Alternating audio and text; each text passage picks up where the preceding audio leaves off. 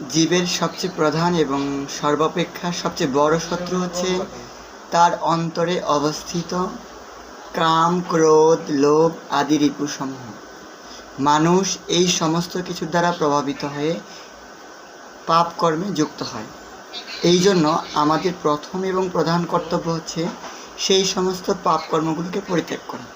শ্রীমদ্ ভগবদ্গীতায় পরমেশ্বর ভগবান শ্রীকৃষ্ণ বলেছেন, কাম এষ, ক্রোধ এষ, রজগুণ সমুদ্ভব, মহাসানা মহাপাপাত্মা বিধি এনম ইহ বৈরিণম। হে অর্জুন, রজগুণ থেকে সমুদ্ভূত কামই মানুষকে এই পাপে প্রবৃত্ত করে।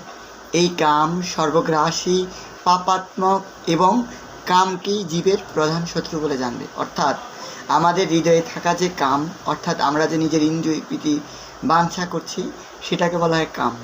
মানুষ, প্রত্যেকটি জীব হচ্ছে ভগবানের নিত্য অবিচ্ছেদ্য অংশ। ভগবত সেবা করা হচ্ছে প্রত্যেক জীবের নিত্যজাত প্রকৃত ধর্ম। জীব যখন এই প্রকৃত ধর্ম থেকে বিচ্যুত হয়, নিজের দেহকে নিজের স্বরূপ বলে মনে করে, তখন সে এই দেহের ভোগের জন্য বিষয়ভোগের বাসনা করে।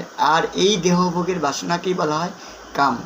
আর এই কাম হচ্ছে জীবের সবচেয়ে বড় শত্রু, কারণ এই কাম জীবকে এই জগতের বন্ধনে আবদ্ধ করে রাখে। এই জন্য যিনি যথার্থ বুদ্ধিমান এবং যিনি যথার্থ এই তাৎপর্যশীল ব্যক্তি, তিনি অবশ্যই কামকে পরিত্যাগ করবেন। এবং এই কাম হচ্ছে রজগুণের প্রতীক। রজগুণ থেকে এই কামের উৎপন্ন হয়।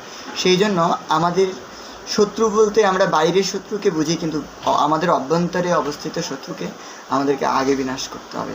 হরি বল।